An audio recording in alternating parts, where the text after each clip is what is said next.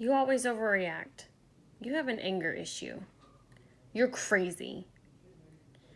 Chances are high that you've been accused of at least one of these a time or two in your lifetime, if you were involved with a manipulator. An abuser will say these things after intentionally causing you to have an emotional breakdown. The purpose is to create a confusing and emotional scene that will distract you from the actual issue at bay. The issue becomes your emotional instability and allows the manipulator to gain more power and control over you. Now imagine going through these emotions on your own, with someone you thought loved you more than anything. I was 19 at the time and in my second year of college. I was with who I thought was the love of my young life. Boy, was I wrong. So very wrong. The first time it happened, I'd caught him cheating on me when he went on vacation. When I confronted the issue, it was quickly turned around on me. The subject at hand was redirected to a flaw that I supposedly had. He told me that I was insecure, jealous, and had an overactive imagination.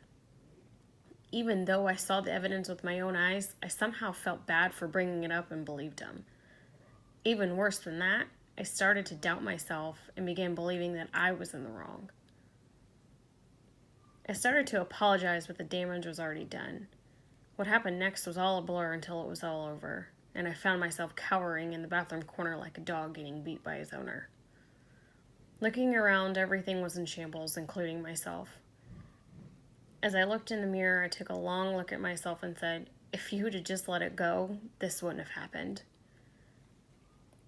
I let it go on for over a year, and it wasn't until I was thrown down a flight of stairs causing a miscarriage that I realized it wasn't me who was the crazy one, and I was no longer safe. I left after that, but never really fully knew the extent of exactly what was going on until years later. During the in-between time, instead of being mad at him for what he put me through, I redirected my frustration back onto myself. I became withdrawn, depressed, physically ill, and had enough self-blame to go around. I was backed into an emotional corner and I was alone. When a person feels backed into a corner, it's hard to come out gracefully.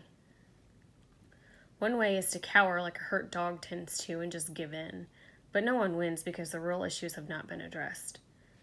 Long-lasting solutions will only happen when everyone begins to think about the problems with curiosity as opposed to throwing out self-motivated fixes. Do whatever you can to anyone participating in the resolution. When you're barking loud enough to put someone in a corner, think about ways to back off to allow room for the discussion.